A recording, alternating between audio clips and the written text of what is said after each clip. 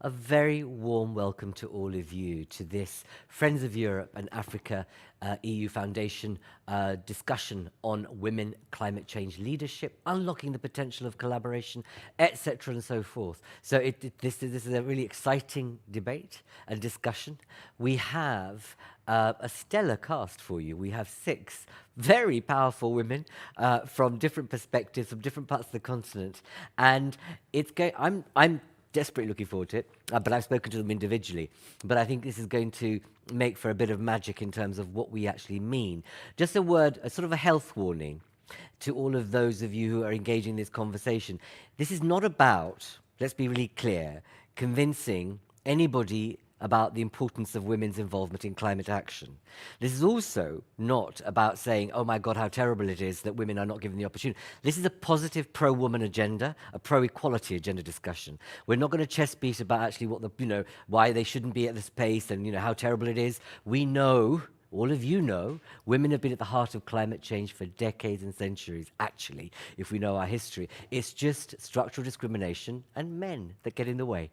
But anyway, more of that in a moment. What I want to talk to you about firstly is, before we get into the discussion, is to give you some rules of the game in terms of what we need to do. So those of you who are Zoom savvy will know that you should have your video on, put your names on, and make yourself muted. And whenever you want to ask a question, raise a query, or share bits with your colleagues, or have a commentary, please make sure you use your virtual hand. Those of you who don't know where it is, go to your participants icon, press that, and you'll see a little wavy hand. You can use that. That'll indicate to me that you want to come in, and we'll try and take as many of you as we can into the conversation. Because the most important thing is that when you come to a Friends of Europe and Africa EU Foundation discussion, this is not about speakers and you guys and girls sitting here passively. This is about the brain around the virtual room to make sure that we engage all of you in this discussion. We also have a live stream audience, so not to forget you. Welcome to you also. And those of you who are on live stream, you are not left out. Don't worry, you can raise a question or a query or engage in this conversation by using a number of hashtags. You can use hashtag Green Talks, hashtag Talking Africa EU, or hashtag FOE Debate, whichever you prefer to use. But make sure you use them, and we'll make sure that we try and get you in that conversation too. So those are the rules of the game and engagement on virtual Zoom. And also, we never know. There'll all be all sorts of difficulties. I hope not, but, we prepare for them in terms of access to bandwidth, etc. So, enough of that. Now to the actual conversation we're having. It takes place, this is particularly happening now because we have a major investment forum taking place on the 23rd of April, I believe, as a part of the EU Portuguese presidency and the European Investment Bank, thinking about investment on the agenda. And thinking about it in the context of women's engagement and involvement and leadership, but more importantly, in the context of cross-continental collaboration. What does that look like? And how do we move from rhetoric, fine words, to actual action, and really identify those moments and opportunities where we know things matter and things work and collaboration takes place. But also, this conversation is to help us think about, when that forum meets in, let's say, a month's time or so, what should he be thinking about in terms of women's involvement and leadership in climate action? What kind of support, what kind of framing, what kind of policy development that should be taking place? So this is what we want to do, is have a conversation with all of you in this room about what should that august body, which meets later in the year, be thinking about in the context of women's involvement in climate action and climate change. I think it's important to note that when we talk about this agenda, it's just some figures that are really quite, they kind of arrest your attention when we think about poverty, inequality, women's involvement in climate change. So when we think about, in terms of Africa, 70% of smallholder farmings are women holders. 70% of water chores are women. 70 on both. So smallholding farming, but also water chores. And then a baseline figure across the world, 70% of the world's population are women who are in poverty and inequality. So there you go. Those are the figures that we should be thinking about when we think about this agenda and the strides that have or have not been made in the future and up to this point as we have this conversation. We have, as I said to you, a number of very interesting, powerful women contributors, and it gives me the greatest pleasure to start with a politician and a diplomat, if you like, a diplomat who's involved, lead in the Portuguese presidency, or for this event falls part of that, and it gives me great pleasure to invite the ambassador, Madalena. Hello. You're on mute. You're on mute. Okay, now I hope you can hear me now. Absolutely. Now we can. How are you today? I'm very well. Nice to see you, and thank you for joining us, Madalena. It's very, very good to see you, and I know that you are obviously busy, which is an understatement, given all that you're doing as a part of the presidency.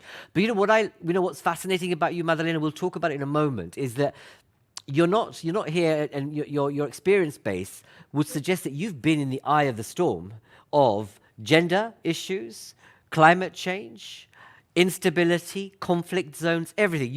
You've been there, seen it, and done it to a certain extent, and look at you. So, it's great to have you with us. But I want to start first, Madalena, with you telling us a little bit about how does this issue, what are the priorities of the Portuguese presidency that relate to this issue? Very briefly, because then I want to move into a little bit about your own personal leadership on these kind of matters as well. Thank you very much. Madalena, over to you. Thank you. Thank you so much. And thank you to have the chance to participate in this debate on behalf of Portugal.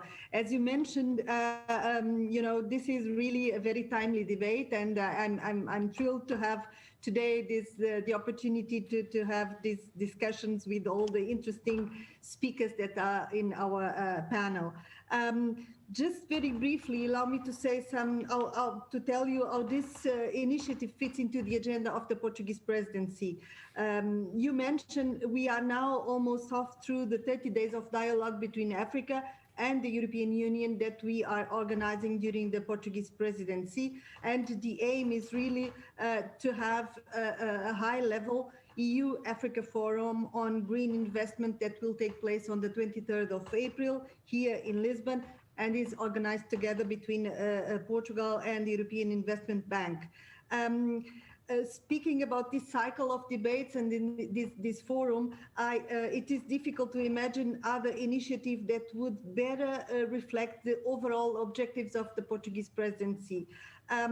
Just to mention two key elements that are in fact have a lot of significance for us, especially right now when we are trying to see how we will organize our post-pandemic world after the recovery of COVID-19. The first one, which is a very important priority for the Portuguese presidency, is of course climate and digital transition. The other one, also of paramount importance, is of course the African continent. This is important under the point of view of bilateral relations for Portugal, but of course also from the point of view of the European Union. And when we speak about Africa, of course, we have to have in our minds that we know that Africa carries little responsibility for greenhouse gas emissions. Indeed. But at the same time, Africa is paying a high price for the dramatic consequences of climate change. It is, I would say, at the same time, an unfair but an undeniable reality. Green investment is therefore a very important issue for us, and because we see it as an opportunity for sustainable economic and social development.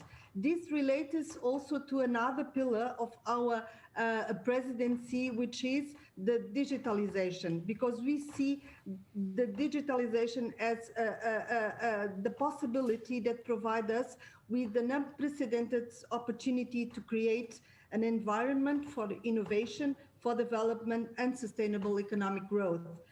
you can ask me how does this relate to the issue of that it is today our debate. It is the main issue for our debate today, because as you mentioned already, climate change is one of the biggest challenges the world, and especially its female population, is facing. We know that women bear an outsized burden of the global warming crisis. In many parts of the world, women hold traditional roles as the primary caregivers in families and communities, and as the main providers of food and fuel, like you mentioned. They are therefore the more vulnerable when floodings and droughts occur. You mentioned that also some numbers, very interesting numbers, and I would just recall that according to the UN, 80% of those who have been displaced by climate change are women. Indeed. In 80% of the households which water shortages, women and girls are also responsible for these actions. So because of this situation, we would say that women are also in a uniquely situation to be agents of change. And this is exactly the point that you also mentioned. We have to have also a positive outlook. And I would say that women are therefore in a special position to carry the changes that our societies need. Madalena, thank you for that. But can I kind of take you into a different zone slightly in terms of, as I said, you've been in really difficult places as an ambassador. You've been in territories where it's been tough, where you've seen that actually the way in which some of the societies are structured are wholly driven by male power.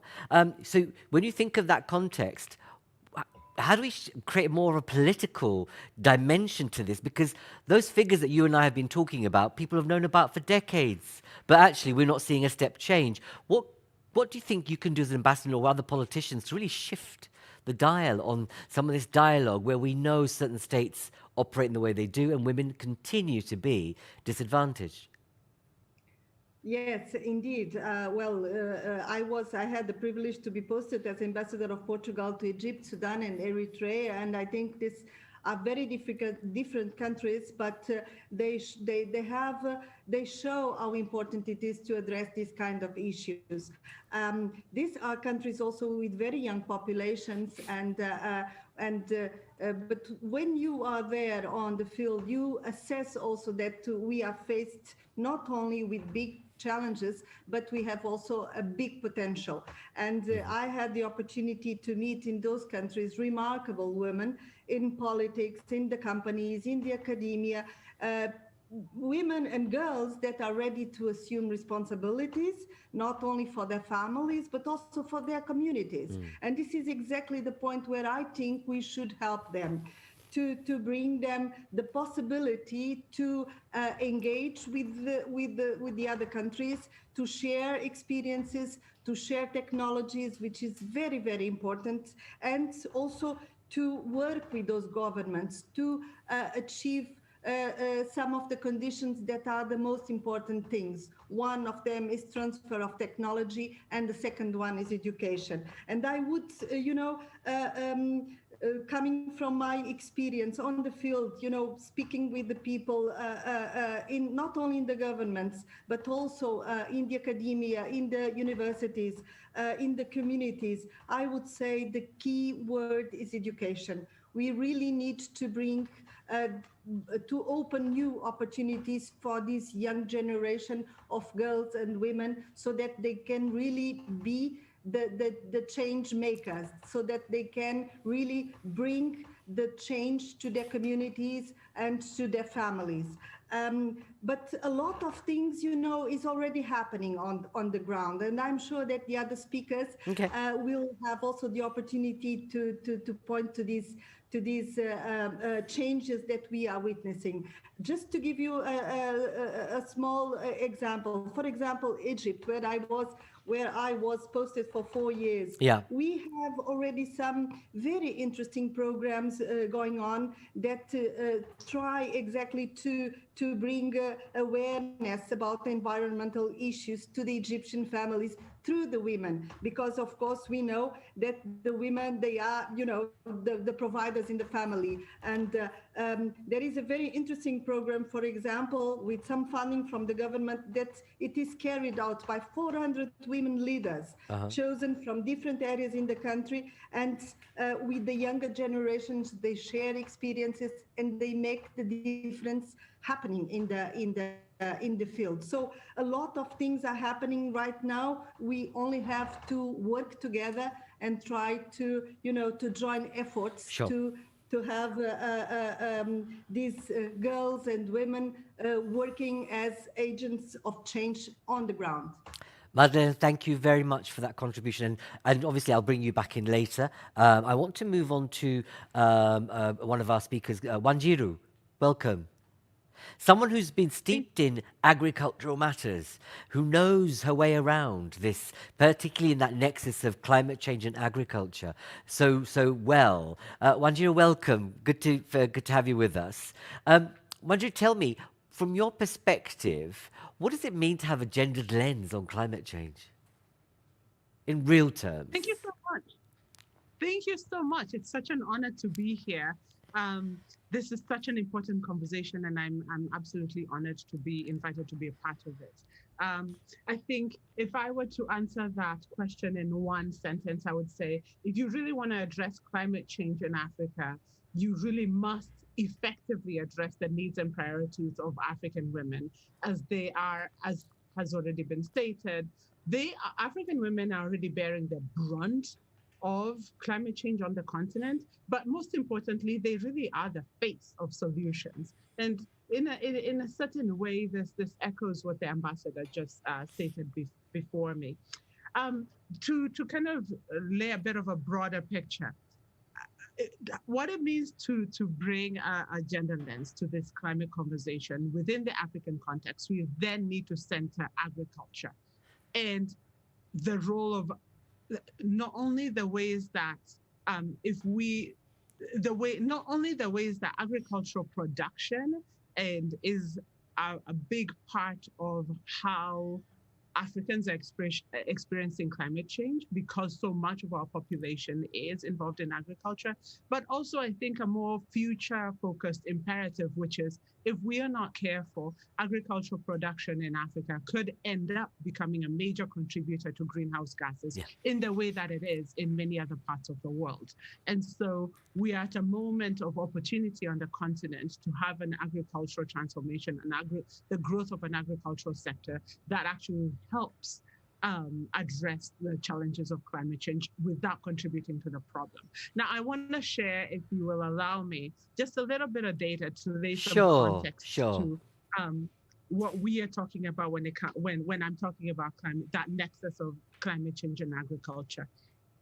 I think this data is well known and appreciated about the impact of climate change on sub-Saharan Africa's GDP, in the ways that if we don't make urgent moves, we're going to be in a real crisis. So I'll just throw that up there. And I know that you already have these slides and perhaps would be able to share with participants. Of course we will do. We'll do that. We'll do that. Fantastic. I think the next thing I also want to share, is the gender dynamics of African agriculture.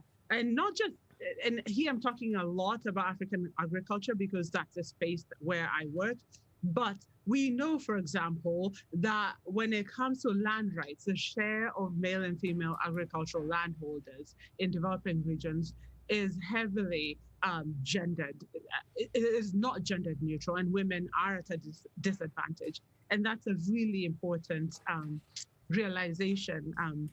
Again, along with what the ambassador was saying, it's so important to understand what are the dynamics of the challenge even before we move into addressing them.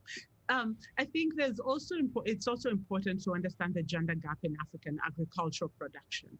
We know, and this is data from the African Development Bank, we know that 62% of economically active women in Africa are working in the agricultural sector. And you can see the data at a country average.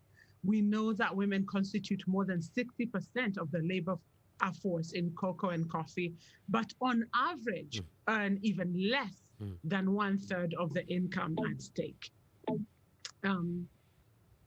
In places like Rwanda, Malawi, Burkina Faso, more than 90% of the economically active women are involved in agriculture, yet they're not earning. We are not earning commensurate income.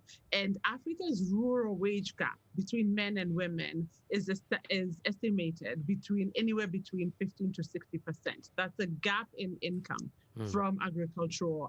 And we know rural spaces, and we know rural spaces on the continent are involved in agriculture. Studies have shown that when comparing women and men with similar sized plots in similar contexts, the gender gap in agricultural productivity range from 23% in a place like Tanzania to 66% in a place like Niger. And so those are some of that's some of the broader context that helps us in terms of understanding the gaps and the challenges that we're trying to address. The third thing I want to talk about is what are some of the solutions that I think really make a difference. And I want to focus on two particular areas, just real quick. One is the policy front, where we know policies that prioritize making sure that women have equal access to input, high quality seeds, high quality fertilizers and other farm inputs, but also labor. We know that women, smallholder farmers on the continent have less access to agricultural labor for their plots. I think policy priorities such as prioritizing women's needs when it comes to infrastructure projects. Often we don't connect things like when you're building a road, digging a borehole or access to clean water every couple of kilometers then has massive impact on women's labor. And Indeed. That is either labor that can be used to, that is invested in children, in the families, but it's also labor that's invested into higher value agricultural production. And then I think another policy priority would be supporting intra-African trade among some of the other African solutions. So we know the African Continental Free Trade Area is coming into effect. And I do really believe that any policies, well, both African and European policies, that can at minimum not undermine that agreement, but rather support that agreement coming into full effect, will have massive impact on women and massive gendered impact, because again, agricultural produce is a majority of what we as Africans trade with each other. We trade food with each other. We've done so from the beginning of time. And then finally, we do believe that investments in capacity represent a tremendous opportunity. And here I just want to highlight the One Planet Fellowship, which we at Award are honored to get to manage on behalf of a set of African, European, and American partners, the Bill and Melinda Gates Foundation, BNP Paribas Foundation, but also the European Union and Canada's IDRC. This is a $20 million initiative that's targeting over 600 agricultural researchers in a career acceleration process that's really at the core focused on making sure that the next generation of scientists across Africa and Europe, agricultural research scientists, have the skill and the commitment to bring gender and a gender lens right to the heart of their research agenda. So allow me to stop there. And thank you again for the opportunity. No, Wanjiru, thank you, because you've done that lovely thing about what I often have to say to people. Then what are some of the solutions? What would you recommend? And there you go, and you come up with, one of the things that you keep on thinking about on this agenda is that, and it's quite a Marxist thing to say, and he wasn't very good on gender, but the fact that what you really need is the access or the means to access to production, and not just in the labor aspect of it, but the way you describe it. There's a value chain here. There's a whole systems approach to this, and actually part of that is the R&D. And once you skill up women to be able to call the shots or actually know the rules of the game better and access those rules better, you have a different kind of outcome. But that's only one facet of it. So it'll be really interesting, and I say this to all of you on this Zoom discussion, please use the Zoom chat, because what I'd like you to all think about, if I can use this opportunity, is that you have a forum, an investment forum happening And it's great people talk about these things, but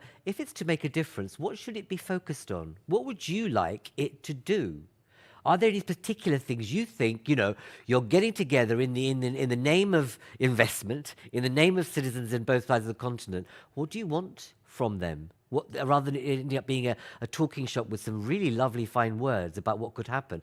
If this is going to stimulate change, what would you like for them to discuss? And could it be Wanjiru? You could escalate Wanjiru's idea into different areas, couldn't you? But I just ask all of you for this to move into something which is more generative of actual recommendations and actions.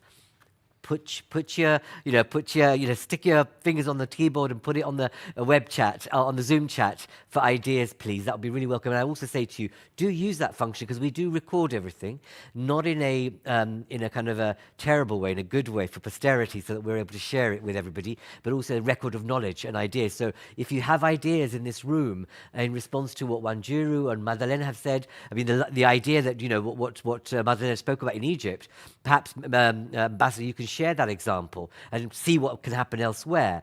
Equally, we'll share the slides from Wanjiru.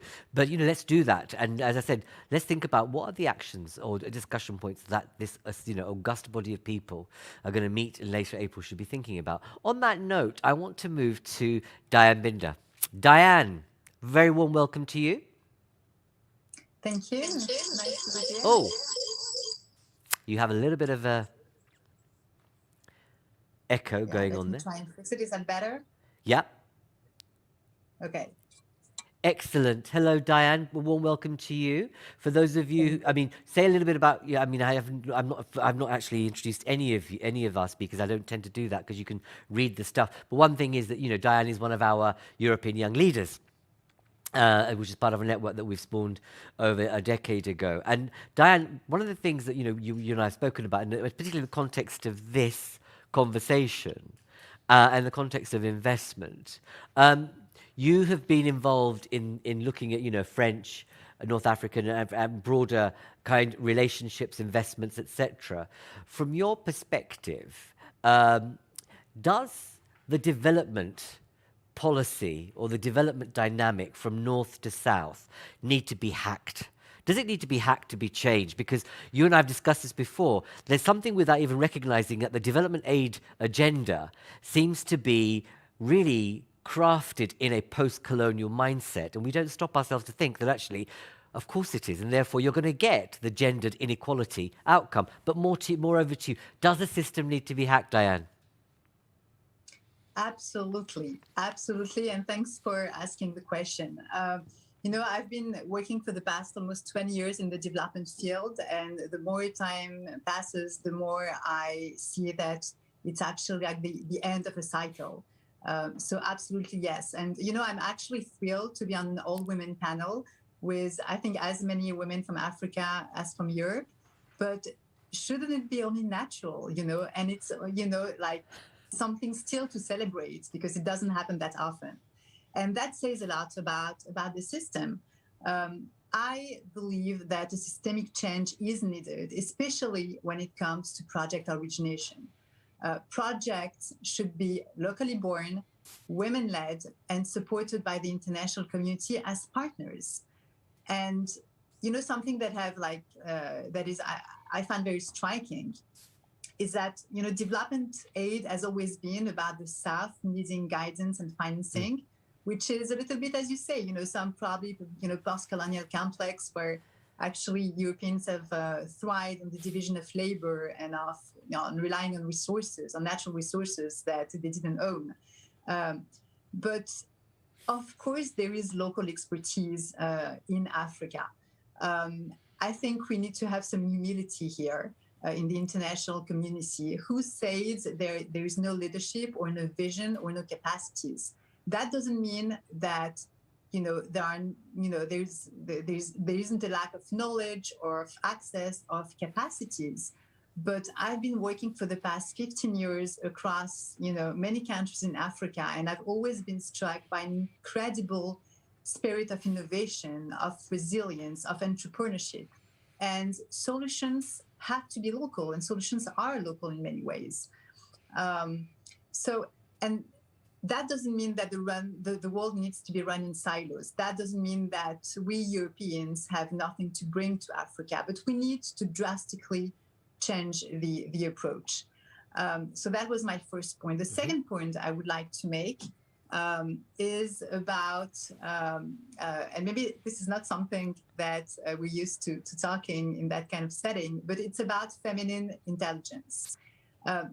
I very much believe that the current system of governance patriarchy has determined our way of thinking and acting for the past thousands of years. And now the system is cracking. You know, people are waking up. People are conscious of the costs to our planet. They're aware of the sacrifices on our everyday life. And a new paradigm is needed with a higher degree of consciousness, with more intuition, with more long-term vision, with more collaboration, with maybe a higher sense of collective interest, with more empathy, with more emotional intelligence, with more listening, with more ability to develop emotional bonds. And, you know, without wanting to make a caricature, those are often qualities associated with women, you know, versus strength and competition and somehow some arrogance that at the end of the day leads to a zero-sum game. And, you know, without being a radical feminist, I've come from a professional environment where actually very few women are left in charge, and decisions have always been made by men in a kind of like business as usual approach. And we cannot afford business as usual any longer. So I very much believe that coming as a woman from my generation, as a partner, as a big bridge builder to co-create and implement together for thriving communities and for future generation with a restorative approach to our planet health. This is what is very much needed today. So yes, the systems need to be hacked. And the last point I wanted to make is about women in climate. I mean, a lot has always been said by the two previous panelists, so I'm not going to go back into details into why women are most affected by climate change. But what we see in agriculture, we can also see it in urban development, Indeed. in water project, renewable energies, waste management, in all, you know, sectors related to climate change. And as much as women suffer most from climate change, they are also the one who put it in a leadership position or have the most capacity to bring about effective change. And this is very much the sense of the project I recently set up after working for 20 years for international donors and for international corporate organizations. I set up, as you know, these organizations called Regenopolis, concentrating on regenerative cities. So how cities can actually be developed in a way that is regenerative to the ecosystems, natural ecosystems on which they depend. And the way we approach the topic of regenerative cities is basically, how do we identify projects, not from governments, not from DFIs, not from multinational organizations, but we're going to identify the local solutions who actually work, and we're going to bring them expertise. What expertise? Not the one from international donors or international consultants, but first by mobilizing local expertise and then complementing the local expertise by pro bono expertise from the international community. And then we're going to facilitate access to financings. And the women lens is very important in the type of project we're supporting, as much as some impact criteria that I believe are too often overlooked. We all often, looking at climate impact, climate-related impact, or biodiversity-related impact, but too often we tend to forget about well-being of societies. So that's also a change, I think, that we need to bring into the system, is that how do we actually measure not only growth of a country or the development, but the well-being of societies and of the population? Because at the end of the day, that's what matters. And now we've come at a point, with the recent crisis, when this needs to happen now. Diane, I'm glad you went into the Regenopolis thing, because I wanted to know, those fine words, but then how do you put it into practice? And you've given us an indication of that. But just for the benefit of our people here, what's the business model? Are you in driving seat? Have you got most women in charge? How is it you get that perspective to move that in that direction? What's required? Just share with us if you can. So first, I have mostly women on my boards, which is a very important point. The projects we identify are we have really this gender lens where like half of the projects need to be led by women, and then we've all come, like I have hubs in different countries in Africa, in Cote d'Ivoire, in Senegal, in Ethiopia, in Morocco, and we're gonna open 5 other hubs in the next 2 years on the continent. But basically, we're bringing people mostly from the younger generation who have solutions that work, who have like the knack to take those projects one step further.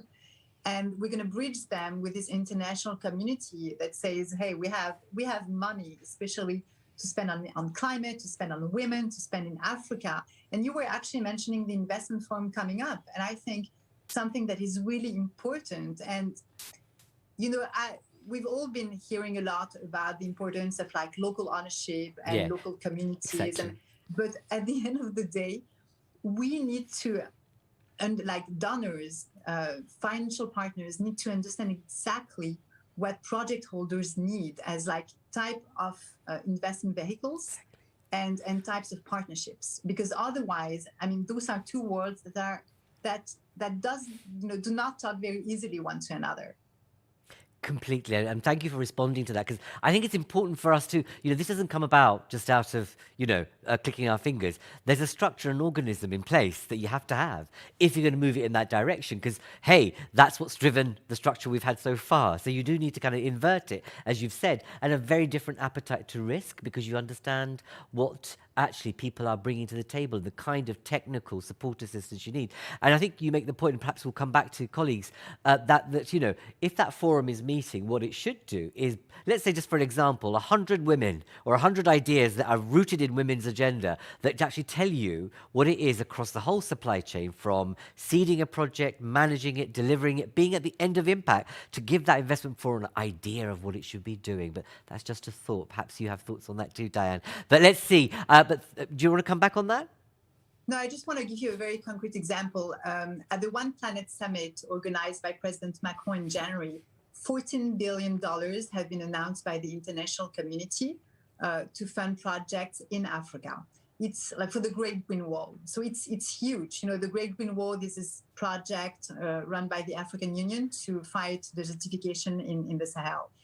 And so there is like a lot of money mobilized. On the other side of the spectrum, there are a lot of small project holders, often women-led cooperatives, local SMEs that actually transform, like buy products from those cooperatives and transform them on the continent before sending them abroad, mostly. Yeah. But they cannot be matched because the financing needed by those projects are much smaller than what the investors can actually afford through the investment vehicles. So that's the kind of like bridges that I believe needs to be built in such a summit. Indeed, absolutely. It's actually looking at the pipeline of support that's really required and the ecology locally. Because sometimes, I mean, having been a funder myself, you tend to put in, let's say $1 million or a couple of million, but you don't realize actually, can the system absorb it? But actually, does the system have capacity to absorb? So do you need to do some pre-investment development for the system to be able to drive and fly? I want to bring Yvonne in as time is running on, as a, because we've been talking about locality, and we have a superstar here, so very rare, a person in terms of a mayor, a woman, Freetown. It's a real kind of honor to have you with us. But before I do call you in, if I may, Yvonne, I just want to check. You guys have been listening to us for nearly 40 minutes or so. Do any of you have a question or a thought? That's not to criticize you in any way, of course, that you may not have a thought, but if you want to engage, please put your virtual hand up and let us know what you're thinking. So if I can't see any virtual hands up now, I'm going to go straight to Yvonne. I'm going to do that. Okay. Okay, Yvonne, a very warm welcome to you. Thank you. It's great to have you with us. And as I said, you like many of the women in this panel, you offer a source of inspiration insofar as, having become a mayor in a place which is tough. It's a tough territory, but also a tough context, both politically and in other matters. Tell us, from your perspective, having listened to what you have, we're really interested on hearing from you as a woman mayor. So you have kind of a political, let's say, context and leverage. How does localism matter? Or how can you promote, is localism the answer to much of this? And what role women and girls can play in the context of localism? Over to you, Yvonne. Thanks so much.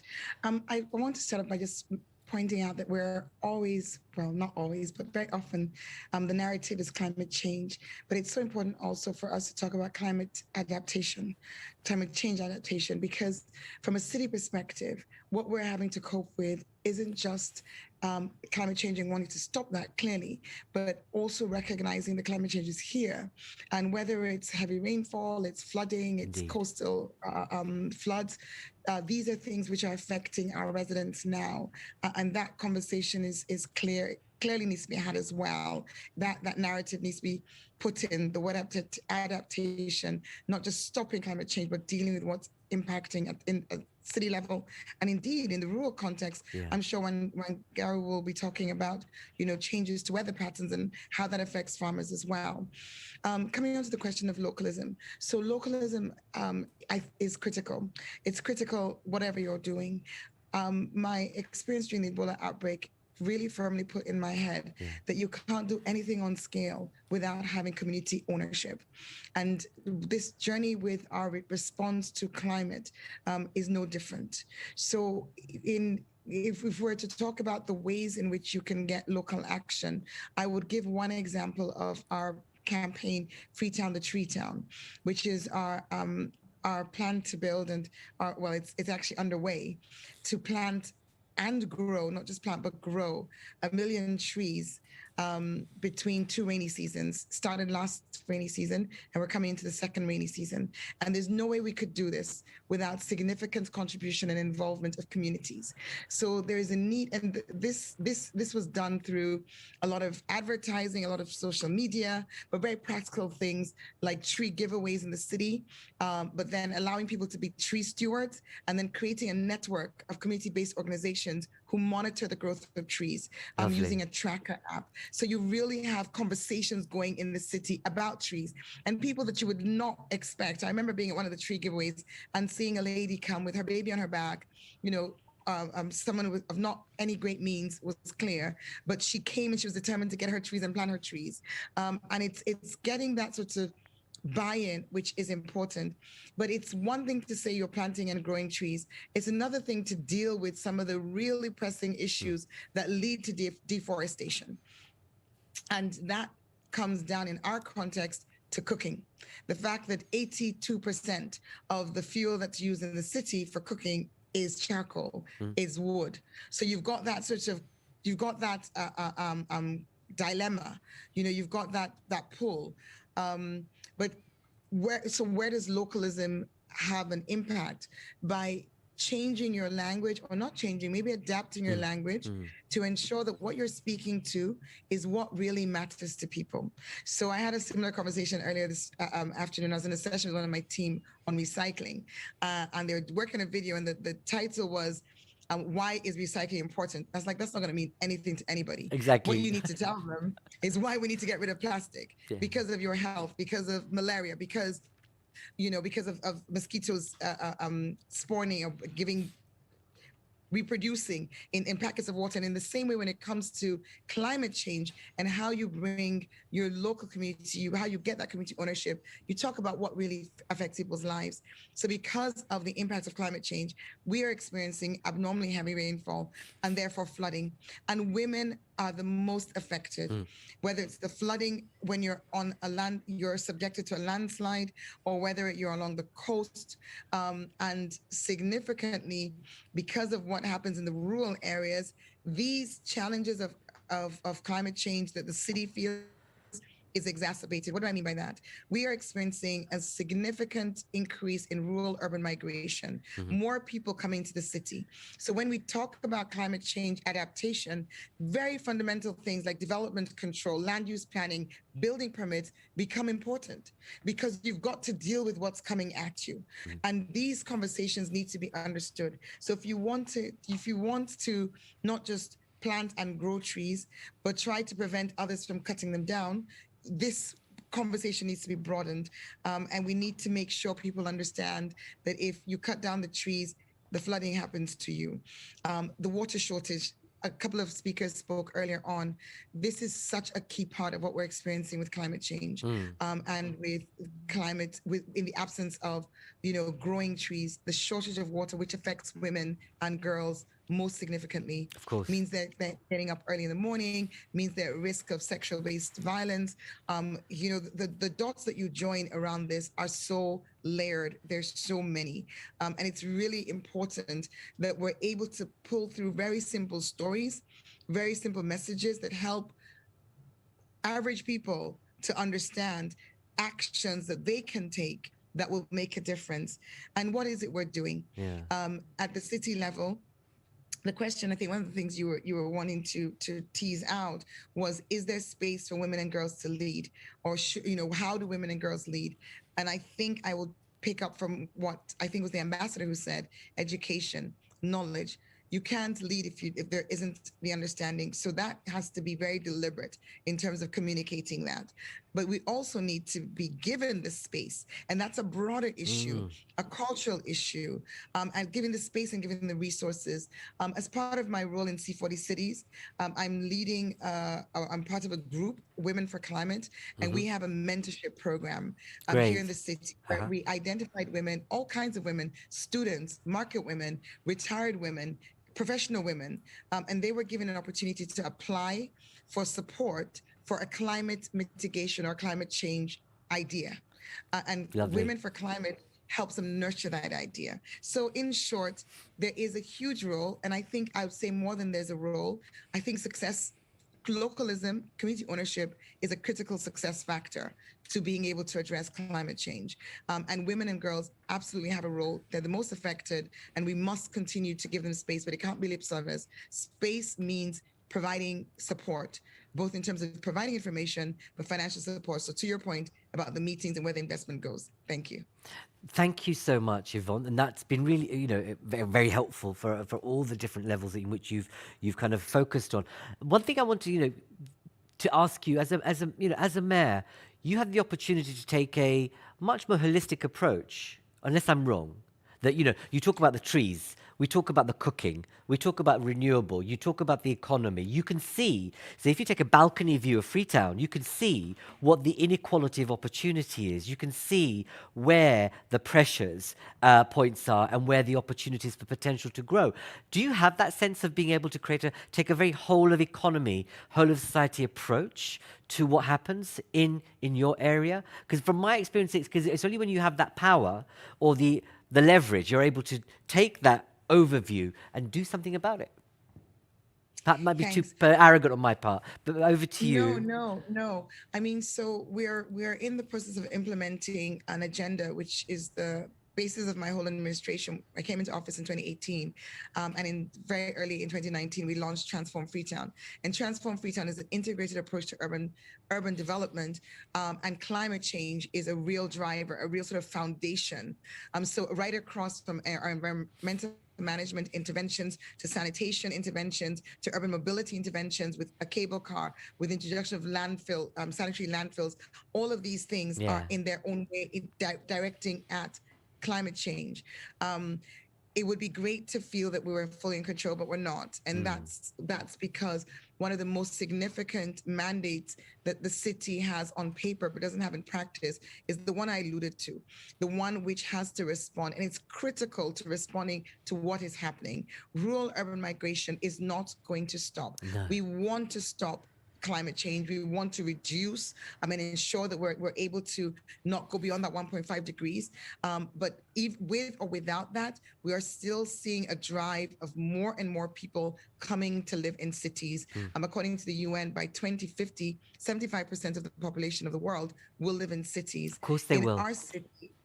In our city, without having land use planning and building permit issuance, without having that mandate, without being able to actually therefore manage that urban space, we sort of are working with one hand behind our backs, because you need to be able, planning is at the heart of adaptation. And that's something that's a challenge for us. It's something we hope we'll get over, but for the minute it's a challenge. And I know it's actually a challenge in many African cities.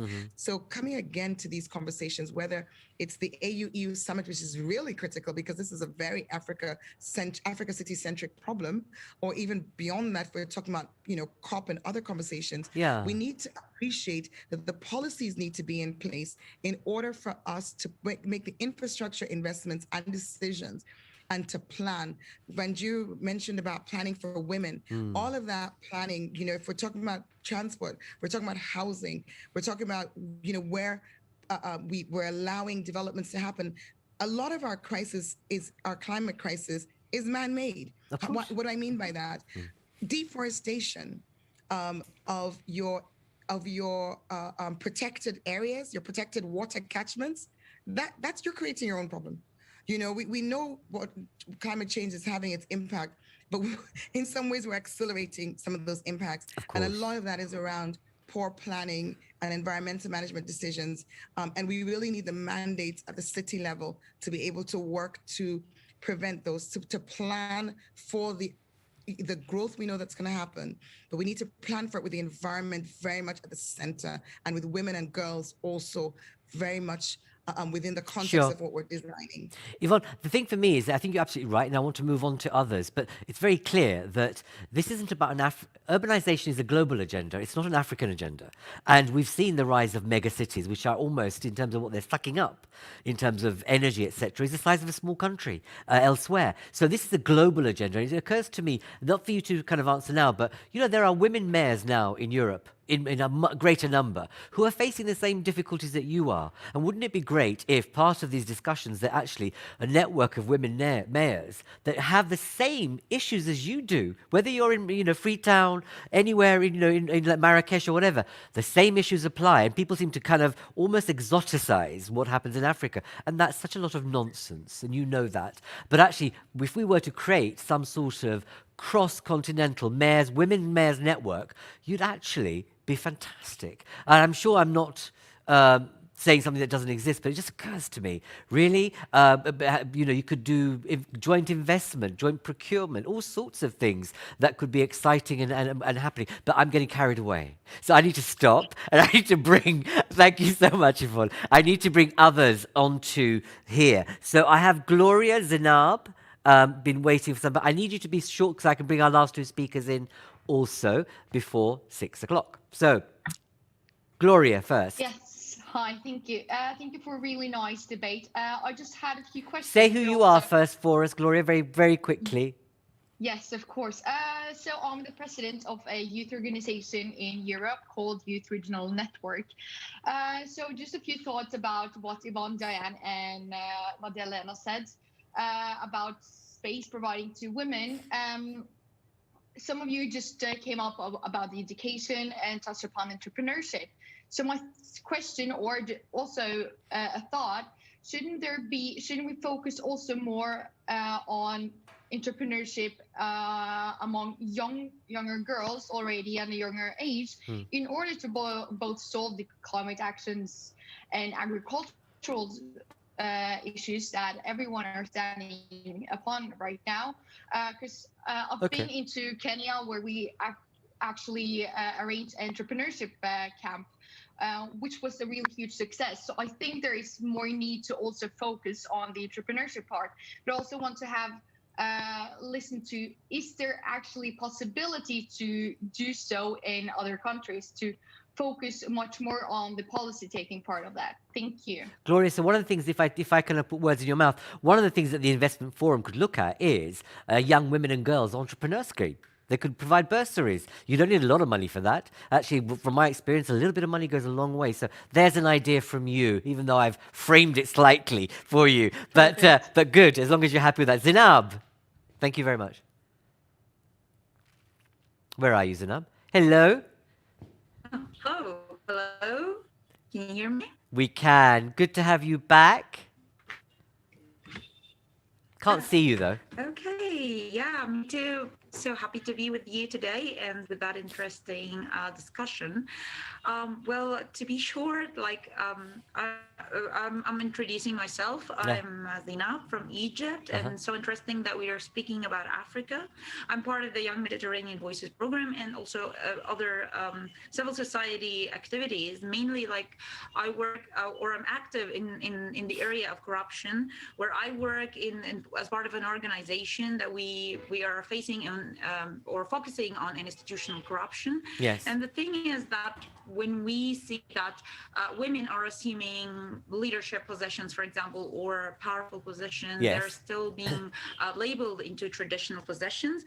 And the thing is, when they are, for example, claiming or demanding more rights, there are lots of resistance techniques they're faced. For example, they are giving kuda, but they're not provided with the facilities that may facilitate their access to power to be able to because decision making or yeah. So to just cut across you, what would you like? Yeah, what would you like to see happen, Zinab? Because the line is so poor, I do apologize. Yes. We do offer. So, okay, I recommend that why not to have programs that we can educate women, give them legal education, for example, especially underserved communities where women are still lacking access to education, conservation to lands. Women are provider for 60% of the family, for example. However, they still lack legal awareness. They are not aware of their legal frameworks. They're still are unable also to reach the policies that may empower them to reach leadership positions. So there are still resistance and domination in terms of the institutional legacies and policies. Sure. So there is still corruption from the outer part. Women have their own rights, but if we go deeper, we will find lots of frauding or, for example, camouflaging the real image. Okay. Thank you. So, Zinab, thank you. Sorry to cut across you because I'm running out of time, but also the internet's so poor. But the bottom line is there's something about having a rights awareness. And actually, if you don't understand the rules of the game, how can you play and how can you be treated fairly? So this is the real issue here, is that how do you empower women to have access to the rules of the game, but actually know them and play them effectively as men have done for centuries? So I'm going to go to Anne T. Anne, are you there? Perhaps not. Have I lost you? You've been so patient, you've probably given up. No, there you go. Hi. Hi, and briefly introduce yourself and briefly say what your question is or query.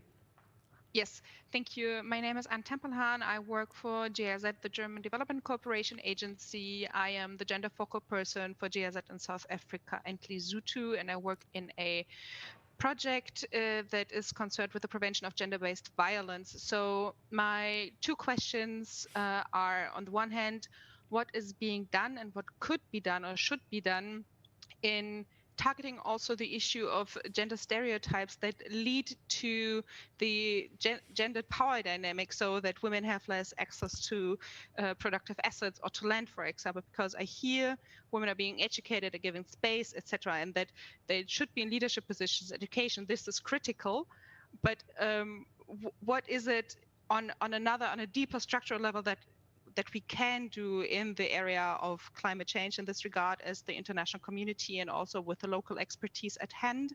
And on the other side, and a very different question is, how can we connect the issue of climate change and the agenda of women, peace and security, because climate change carries the risk of exacerbating conflict. And I think it's important to think those together from a preventative side of things. So yes, those are my questions. I know they're big and I hope and what I'm going to say, I think they're questions to this whole group, actually. They're not for any one speaker. Yes. And I think use a Zoom chat, colleagues, to kind of respond to Anne. Because, you know, there is a question that, you know, there is the enduring problem of stereotype. How do you do that? You know, we know that, you know, hashtag, you know, Me Too, Black Lives Matters, things like that change the dial slightly, emotionally. But what we don't know is whether that changed structures and behaviors and actions.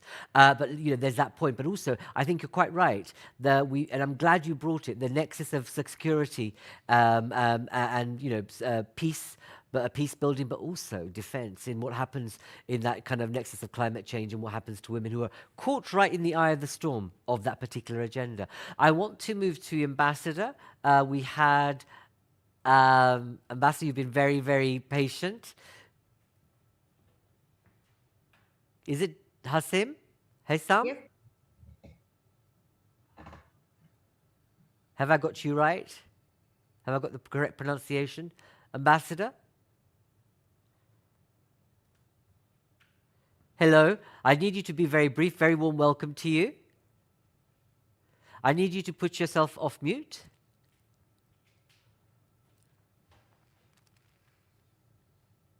Okay. I may have to move on, I'm afraid, Ambassador, because this is not working. And I tell you what we'll do is we'll come back to you if we have time. I'm sorry about that, but it's just not working. And as I said, in these times, we have to make things work and move forward on the internet front. So my apologies for that. Perhaps use the Zoom chat to let us know if you've got a particular question. I want to go to Madji. Madji, hello. Sorry to keep you waiting for so long. Not a problem. Hello, a very warm welcome to you. You've been listening patiently to this debate, you know, and you've had lots of opportunities to really think about what you're doing. You're someone who's been involved on the investment cycle, you know, one of, you know, the significant women's investment clubs that you've established. Share with us, would you, why it was important to do that and why that makes a difference? Why, you know, the issue of not so much the gendered lens, but actually having women involved in the investment decisions and actually raising the money makes a difference on the ground. Madji, over to you. Absolutely. Thank you. Thank you very much. Hopefully you can hear me well. We can, thank you. And I'm so glad that I'm so glad that the investment lens was already brought up in the earlier conversation. Very keen to talk about the Women's Investment Club, which we call WIC, based out of Senegal, founded here. I'm one of the co-founders.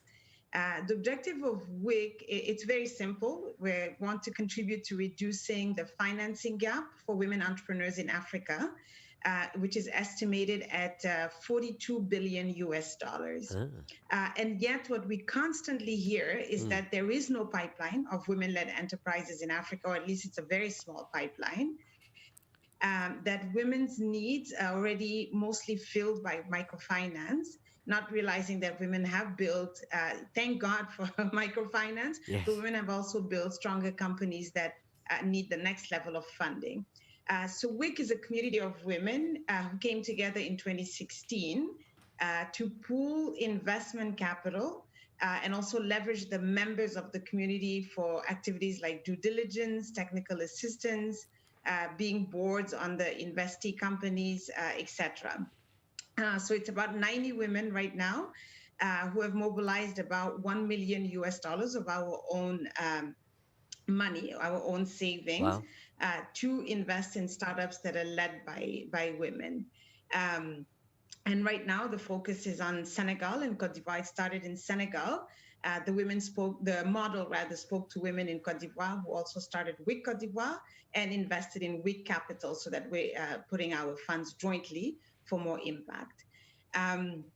So as I said earlier, WIC serves the startup and early growth phase of enterprises. And that's where the access to finance gap, the famous missing middle, is the most dire for African women. It was set up as an open-ended vehicle with an initial funding target of USD 20 million to be deployed over 5 years. And it's a mix of equity and quasi-equity with an average ticket size of about 150,000. And it's important to state these things because WIC has a very strong pipeline. We often hear that women are not open to equity funding. It's not what we're observing, and that women only need microfinance institutions when there's a strong pipeline of an average 150,000 tickets. So what's interesting is the capital or the investment side of it was launched in 2019. The first investments were made in 2020. 4 investments for approximately 600,000 and an additional 800,000 in investments through there's a sovereign wealth vehicle in Senegal that invests in entrepreneurs who've provided capital, and women additional capital from women who just believe in a project, as well as institutional. Our very, very first investment as WIC was in a company led by 2 young women focused on recycling tires. I don't know if the mats, when you're exercising or you go and watch a basketball game, those mats are made oftentimes out of recycled tires in the case of Senegal. So it's good for the environment, it's good for the economy, and it's a pathway towards green industrialization, which we talk about a lot, but don't always know how to engage. Another investment we made is in a boulangerie or bread making firm that uses local grains. With the pandemic, we learned that we needed to start eating what we grow, so local grains, if we ever want a chance at food security. So overall, just to conclude here, is what we're learning is women invest with more criteria in mind beyond the financial ones. We'll ask more questions. We'll say, these tires don't look like they should be here. What do we do about it? But don't get me wrong, women still think also about the sustainability of these investments, and is there a return that can be invested? So my plea here is we need to put more capital in the hands of women so that climate considerations become a top criteria, if not the top criteria in investment decisions. I could speak about WIC for hours and days, so I'll pause there. No, but what would be good, what would be really good, Madji, is for you to share some of that learning on the WhatsApp, on the Zoom chat, or even send us stuff and we can send it round. Because I think, what does it take to create a women's investment club? What are the conditions? Who's the first step funder? Because you know from experience, as we all do, someone has the confidence to say, I'm going to go for it. And how did that happen? Who was it? And what were the kind of mistakes you made so that other women and other organizations can learn from them? Because I think it'll be a great opportunity for others who want to set up a similar investment club, which is a brilliant idea. But as you say, putting the hands of capital into women, which is not to be naive about it, but actually there's a different appetite for risk. We know neuroscience has taught us a lot about decision-making in women. There's a different approach to risk-taking, which doesn't mean risks are not taken or silly risk, but actually there's a different sentiment and a desire for social good and social purpose. I'm going to move, thank you very much. If you can share some of that learning and information, that'd be helpful. I'm going to go to Nadia. Nadia, you've been very patient. Hello. Hello, thank you so much. Thank you for joining us again. It's really good to have you with us. Nadia, I mean, we've brought you in specifically at this point, is that, it's not just about, you're a young person, you're a youth delegate from Denmark to COP20, etc. But, as a young woman, as someone that's been, watching the world develop, we've seen how a young teenager took a brave position some years ago and lit the imagination of the world, motivated it and brought to the attention of world leaders in a way we never thought. Young woman, did that, and shoved our consciences and I suppose spooked our moral consciousness. Yet it's all gone a bit kind of on the dark side because obviously the pandemic and the economic crisis has kind of put us off kilter. But her message still lasts. Share with us what's your view about creating more space for young women like yourself to engage in this in a political context, if you like, because that's the only way we're going to shift the dial, or not. Up to you. Over to you.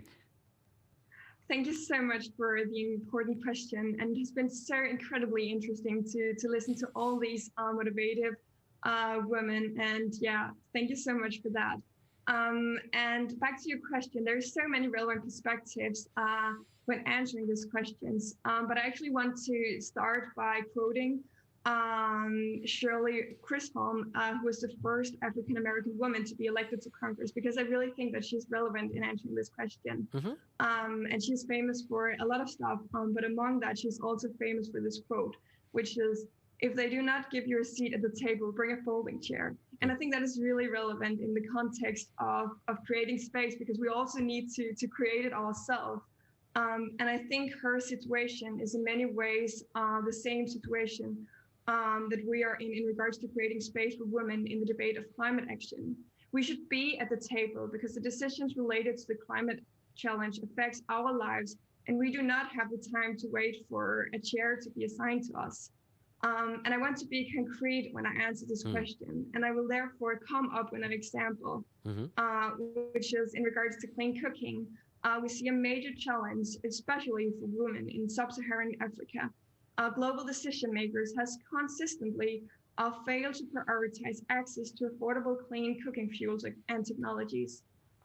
And according to the International Energy Agency, more than 2.6 billion people worldwide still do not have the access to clean cooking.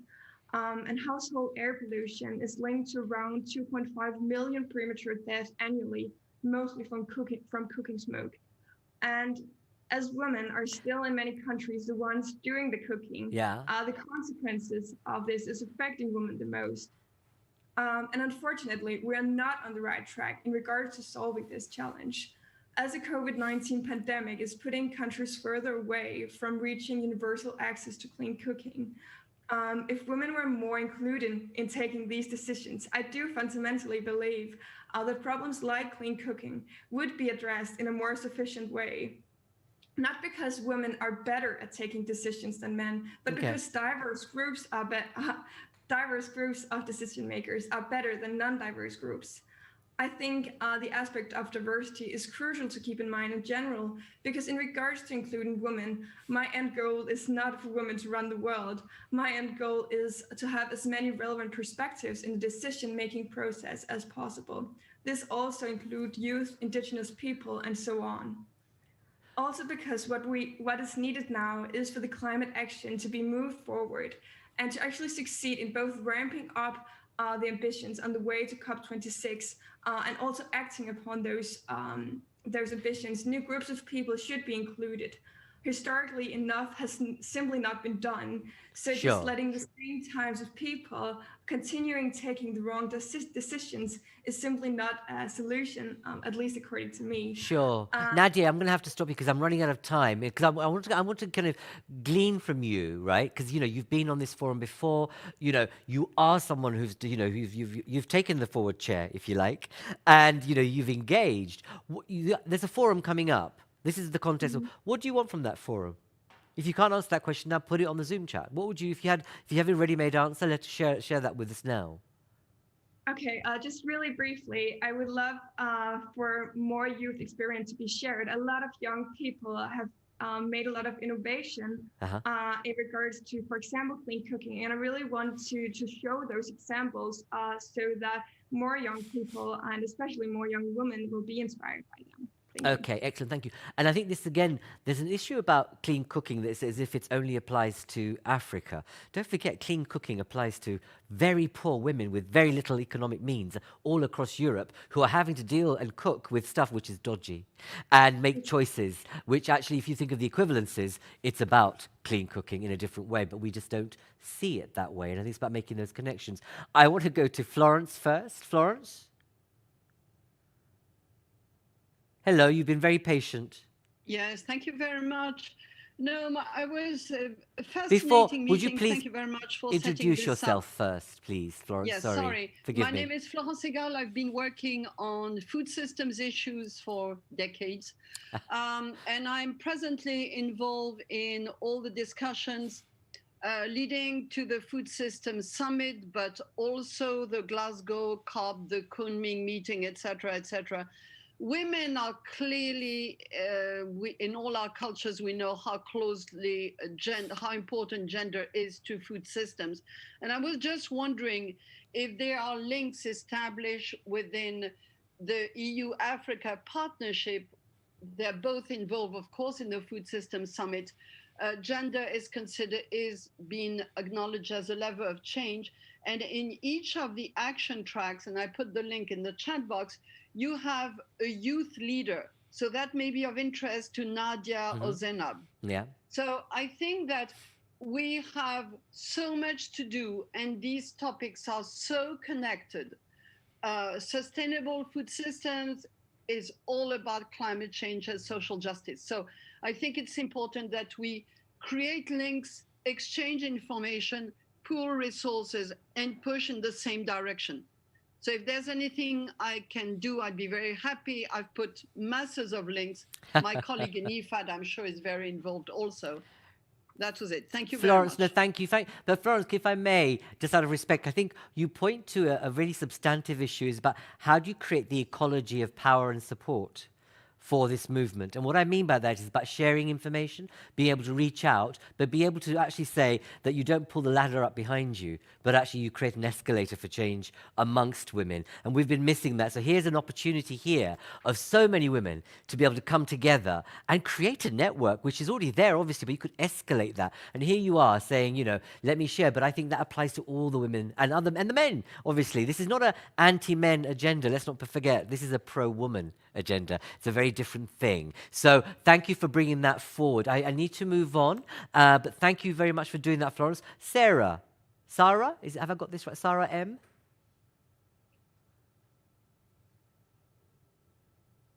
It's Sara Mbago, sorry. Hello. A very warm welcome to you. I didn't. Hello, thank you. Sorry, I didn't see you. I can hear you. I've been looking at this thing. That is Sara from IFAD. Glad there's a phone going. There's a phone going. Sorry about that. That's okay. No, thank you very much. It's always very exciting to be here on this platform. And I think for me and the speakers, many interesting contributions from all of you. I really appreciate that. From an investment perspective, indeed, we have actually made a commitment under the IFAD 11th financing cycle, which ends in the end of 2021, to commit all financing equally, promoting the equity and parity principles. 100% of our financing should go towards women equally as to men. So we track how much that is in the individual operations. On our sovereign instruments that we finance, we trace it and we target it. We track communities and beneficiaries, and it takes a lot in terms of putting in data systems, but we do it because we have made this commitment. We have also said that we want to actually go a step further under our IFAD financing for the next financing cycle that starts in 2022, and really promote gender transformational investments. And what we have understood, and from the lessons we have learned, it actually is more expensive to do that if you are actually going at grassroots levels and actually spending time to make and shift the dimensions. And I see here quite a lot of questions coming up around societal changes in power relations, changes in how people make decisions. And making that type of an investment is much more expensive than investing in the run-of-the-mill investments that we tend to do. And I can go into some depth around that, but we also look at rights-based approaches and try at local community levels to understand how can women better exercise their rights, whether it is rights to land tenure, and land tenure systems secure, rights to be able to access natural resources in a sustainable way, whether it is also related to cooking fuel and how that then feeds back into how can you do that sustainably, and the rights to actually for mobility and safe mobility to and from the market. To track that, you require to build into investment operations tracking systems that can cost a little bit more, that might have an impact on the economic and financial viability of our programs. But we need a premium on those. So it's not enough to say a green investment. What is a green investment that is women-led and allows for women action in the context of where we are working? Excellent. And in some contexts, you require a bit more funds. In other contexts, you will require a little bit less. But the just transition requires that, and too often decision makers are looking for the bottom line and economic benefits solely, and some environmental ones on biodiversity returns, but miss out on those societal dynamics and indexes and metrics and common guidelines and principles for the 2.0 type of investment for women-led climate action is very important. And those of us who set those standards need to bring in this dimension. We need all of you, of course, to come in and push and call for that, so that we can actually have, if you will, sets of investment that are actually going to speak and drive the agenda. The last thing I want to say is that we have piloted different types of payment for ecosystem services, which are different types of payments that incentivize smallholder farmers to adopt new technologies and new practices. And they're not necessarily just cash transfers, but we're building productive capacities, including education. People talked about that, literacy and skills, expanding that. My final point, and this is very important, is to say, there's on-farm investments and off-farm. And young women and growing girls who have capabilities should be given the opportunity to do that. The blue portfolio, the blue economy, is allowing for that diversification, aquaculture and fisheries. We should not stop looking at things like tourism, other sectors which are related to rural areas, and label them as green. They crowd in quite a lot of opportunities for young women. Indeed. And this, including the whole food economy, food service sector, is where you will find young women already there. They need technology and skills to boost their incomes and get a just return. Absolutely. Sarah, I'm going to have to thank you so much, as ever. Always useful, insightful. But I like, the idea of what does an equalities premium investment bond look like, and what does the structuring of that look like? Because I think what's missing is actually having that investment science behind you to actually structure an investment opportunity that says this is not kind of poor thinking. This is metric-led, data-based, but actually you can achieve a sound financial return by making sure you've got an equalities premium in investment. So any of you who have ideas on that, please share it with each other and put it on the Zoom chat, because I think that will make a difference. But also, imagine if the forum that meets in later this month talks about equalities bonds. Or equality investment, or in premiums, because it's about time, isn't it? So on that note, I'm going to quickly go to back to our ambassador right at the beginning, and put you on the spot. I don't mean that in a nasty way, in a gentle way. Madalena, tell us, what have you heard that you're going to take back and move forward with? Dharmendra, it was a very, very useful debate that we had here. I enjoyed very much to hear all the interventions from our speakers, and also the questions that were put by some of our participants in the debate. I would go back to the high-level forum that we are going to organize on the 23rd of April. Yes. Just to tell you that besides an environmental concern, when we speak about green investments, we see it especially as an opportunity for sustainable economic and social development. This means that when we are speaking about Africa, and again, the main framework is this relation between Europe and Africa, that it is one of the main priorities of our presidency. We see that we have to work together, Everything is about two continents working together side by side to address common challenges, and also to achieve common objectives in terms of sustainability, of green investment, green economy, and of course also a more just and a more balanced society with the same opportunities for everybody. So again, just to round up our discussions, I would say that for sure we have to keep working on this green economy, investment opportunities, a more balanced society where girls and women can also have a fundamental role as agents of change, the change that we need to bring to our societies and our economies. Indeed, Madeleine, thank you. And I think one of the main lessons we're getting from this conversation is that we need to be thinking about what are those elements that will disrupt the status quo in a positive way and tip it in the right direction of equality of opportunity and positive change. What are the kind of, worms, let's say the equality worms that we put in the system? One of those is investment vehicles that are pro-gender or pro-equality. And we need to create and structure those bonds. And, I know of many women in the UK, but my experience is mainly there, who've done this. But how do you make sure you create that ecology cross-continentally? I want to go back to Wanjiru and Yvonne. But I want to end with Yvonne, actually. But Wanjiru, if you want to comment on anything you've heard very briefly.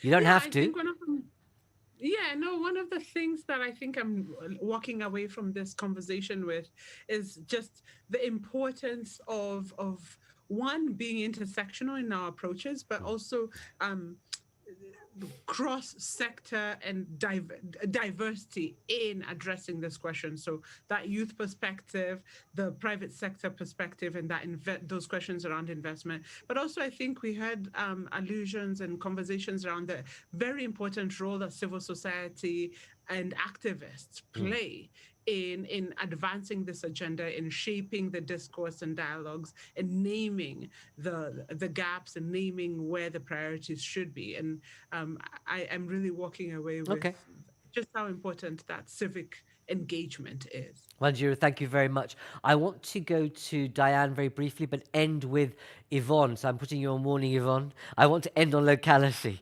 And, what does that mean at a local level? But Diane, any comments you want to share? You don't have to, but... No, I think it was a very fruitful conversation. What I'm walking away is like the importance of women entrepreneurship, and especially young women entrepreneurship. And this is definitely something that I'm going to look for into different projects, and the importance of education as well, to bring on board as many women as possible, as very much aware of the importance of climate change. And I would add, because I always add to climate change, loss of biodiversity, which is also a priority topic. It's absolutely key. Diane, thank you. Thank you very much for joining us. Now, last but not least, Yvonne. I'm coming back to you because I think, locality brings all of this together in a shape or in a form. So any parting shots from you? I mean, I learned so much. And one of the things I've definitely taken away, in fact, I've already sent an email.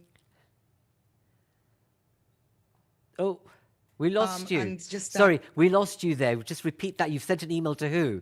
To someone very powerful. Oh, it's a powerful. Yes, she's powerful too. She's very powerful too. To ask for the information she has on the investment models, because I think if you talk about locality, and this has really come through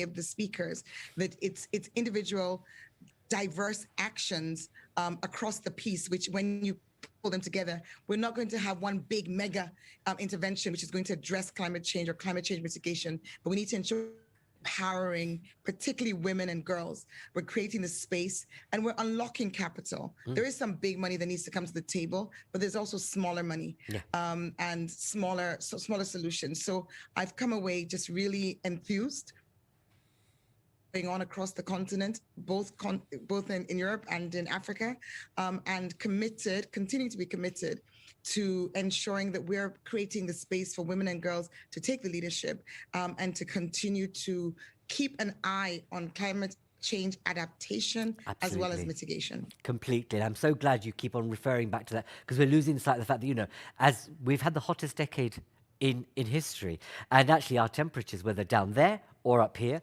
are crazy, and we are all having to adapt to it. We're losing sight of that, and we're forgetting that we've had the one pandemic. Let's not forget what might be around the corner. So that sense of preparedness and adaptation is key. And as ever, we know who's very good at that. That's women. So we need to make sure we create the space, but also take the space. Thank you all so much. I want to apologize to Nadia and Nadia for not coming back to you. I've run out of time. I'm sorry. As ever, these conversations, it's either my poor timekeeping, although we need to make them longer. It's been such a pleasure to talk to all of you. This conversation can go on, but what I'm really convinced, and I hope you are, is that there's a network here. There's a kind of an echo, a supportive echo and a resonance amongst all of you, that there's something that could be done that could move in the right direction in terms of not only this high-level meeting that's happening, but actually there's some really interesting, let's say, game-changing stuff around capital, education, and, patient capital in particular, but more importantly, how the network of women in different sectors and different sections of society might actually, by connecting, move this agenda forward. Thank you all very much to our speakers and all of you. It's been a real pleasure. My name is Dharmendra Kanani. I'm Chief Spokesperson at Friends of Europe, and it's been a real pleasure to be speaking to you. Take care of all of yourselves. We have a whole range of discussions coming on. It's on. Here you go. A range of discussions coming forward on the EU-Africa side, but we also have a whole range of discussions in terms of Europe as well. Check on our website, whether that's to do with space, whether that's to do with security, but also EU-Africa debate. So keep an eye on our website and see you all very soon. Take care, mind your distance, and be safe. Bye-bye.